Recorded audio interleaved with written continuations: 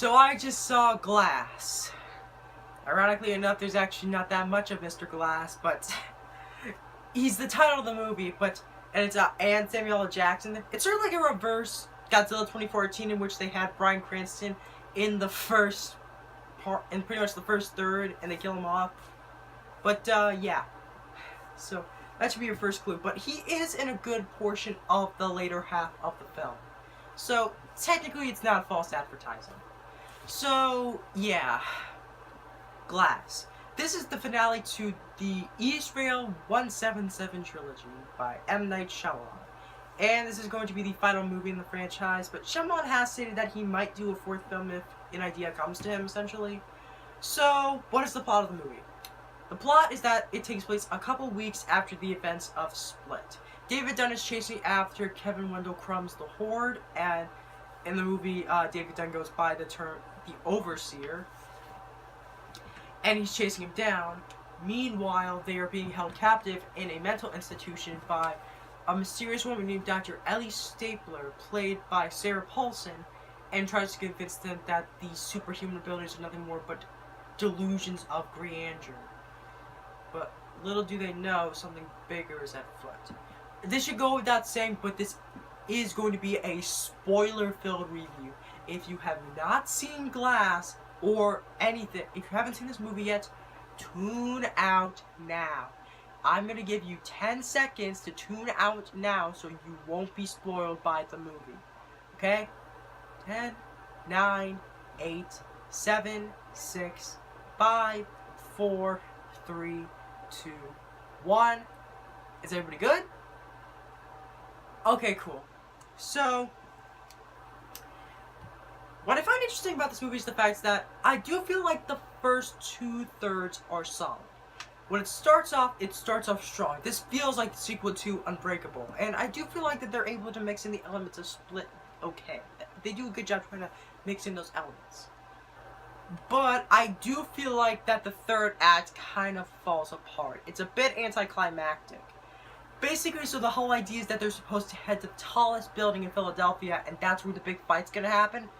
But literally the climax is them trying to get to the climax, if that makes any sense. Now, I really do feel like that everybody does do a good job. Bruce Willis, he's trying at least. I gotta give him that. But the problem is that he's not in it very much. But to be fair, when it was originally announced, the running time of this movie, which is at 2 hours 9 minutes, it was originally over 3 hours long, and a lot had to be cut out. So, who knows? Maybe there might have been more of Bruce Willis's character, of David Dunn, you know, doing what he does. But, yeah, but everybody else, I think they do a good job. Particularly James McAvoy, James McAvoy seems to be like he's having a ball with this role. He's just having so much fun. And Samuel L. Jackson, with the limited amount of screen time he has in the movie, he does a really good job too. But like I said before, I think the third act was a bit anticlimactic. Because, it's mainly because of maybe the idea, I like the idea of how they were going to do it, but not the execution of how they did it. I, of course, have to mention the big twist of this whole film. There's actually two. The first big twist is that it's revealed that Kevin's father left him on a train, and his mother was abusive towards him, and that's when he developed the persona of the Beast and a couple of other personalities. It turns out that his father wasn't on just any train. He was on eastrail 177, the exact same one that crashed, killed everybody except for David Dunn, and yeah. Samuel L. Jackson pretty much not only created the Beast, but he also created David Dunn. No, flip it. Yeah, flip it. Not only did he create the Overseer, but he also created the Beast. Plus, I really wasn't that big a fan about how Bruce Willis died. Bruce Willis should have died in a blaze. David Dunn should have probably gone out in a more heroic blaze of glory. But the way that he died is that he ends up getting submerged in a puddle and drowns. Not that heroic the more you really think about it. But the second twist is that Sarah Paulson and a couple of other people, they're part of a secret. In comic books, there's a secret organization like Hydra or Shield that overlook the heroes. In the movie, it turns out that Sarah Paulson was a part of a group of individuals that tried to stop the existence of superheroes from being released to the public.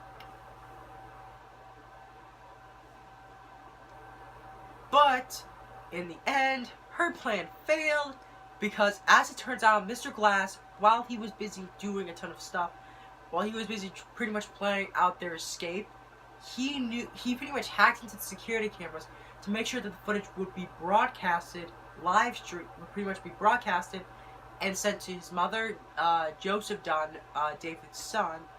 By the way, he's actually played by the exact same actor in Unbreakable, and he's actually one of the better actors in the movie. I gotta give him that. He does a really, really good job. So, yeah, Spencer Clark, yeah, I think that's his name. I think he did a really, really good job. So, tip of the hat to you, pal.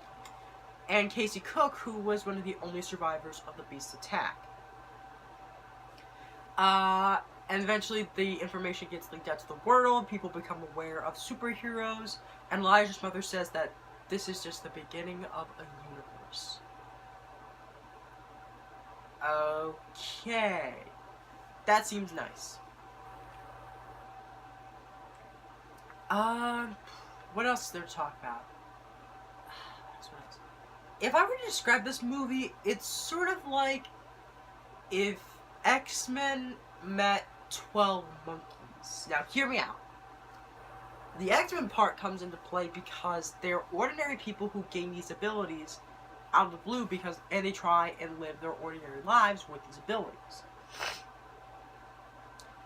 The 12 Monkeys part comes in because of course it's another Bruce Willis film, but 12 Monkeys is about a guy who gets sent from the future to the past, and he's pretty much trying to stop this big thing from happening, but the psychiatrist is like, no, you're clearly mentally ill. There is no future. You obviously are kind of insane. And she pretty much tries to convince him that this is nothing more but an illusion. Kind of like how Ellie Stapler is trying to prove to to David Dunn, Kevin Wendell Crumb, and Elijah Price, aka Mr. Glass. She's trying to prove to all of them that this is nothing more but an illusion of grandeur. But what's also really interesting about this movie is that it's getting really slammed by critics. Like, if you go on Rotten Tomatoes right now, it's got like a 36% critical score, but a 78% audience score. So, I think it's pretty obvious where the critics and the audiences differ. But I don't understand their complaints because, like, a lot of these things that were in this movie were in the previous two films. They were in Unbreakable and they were in Split.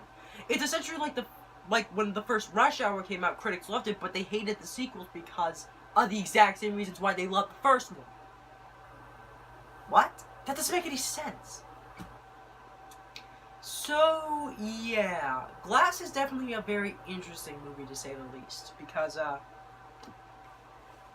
there are some things of dialogue that I think it's the typical Shyamalan dialogue, like, I want to talk to you about your mother, like, I know how she died of leukemia, and, like, it's sort of like the typical Shyamalan, as you know, and all that other type of Shyamalan dialogue that you would expect, but there isn't that much of it in this movie, which I am very, very thankful for.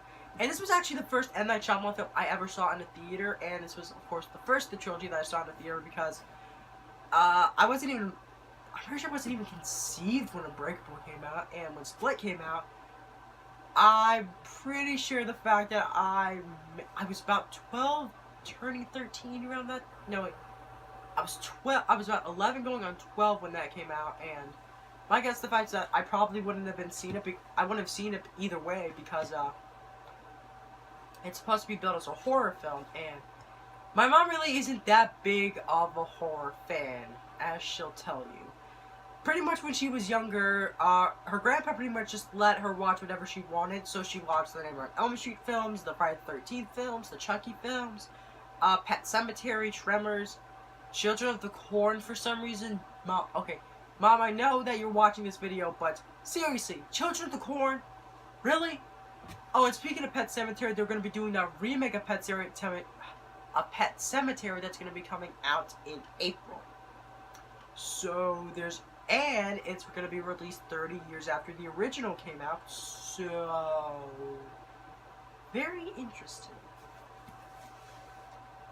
Wait, I'm going off topic.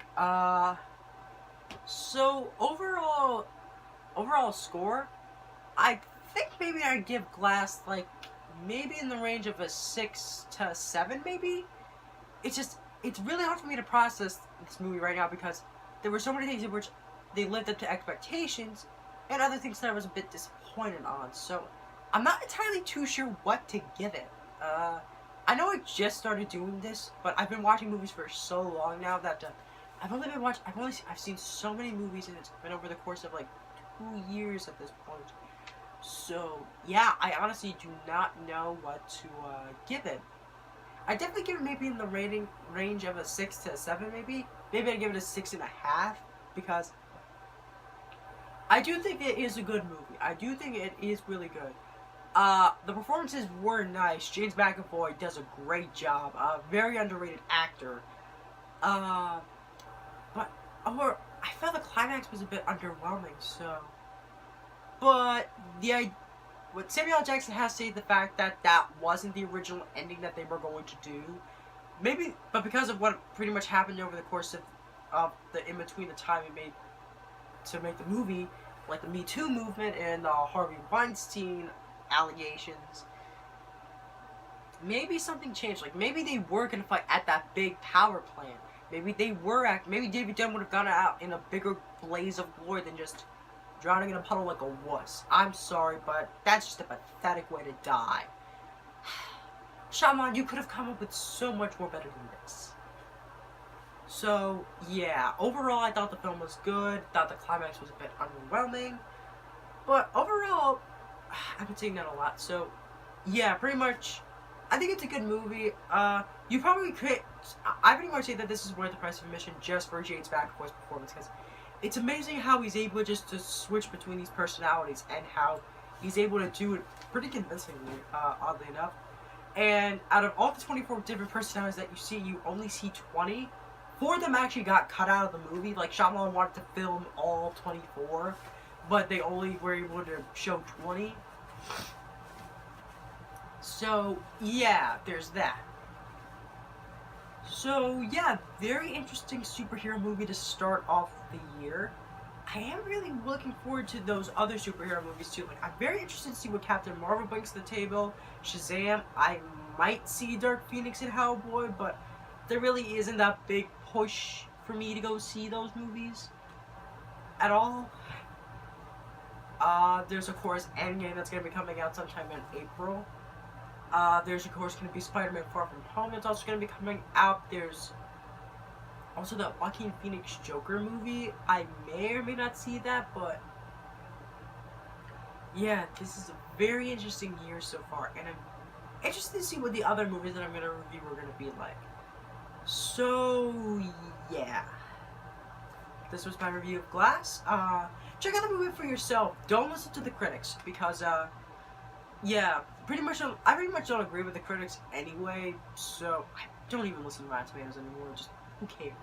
In fact, my mom actually gave me the ideas, like, when I'm reviewing a movie, don't check out the Rotten Tomatoes score.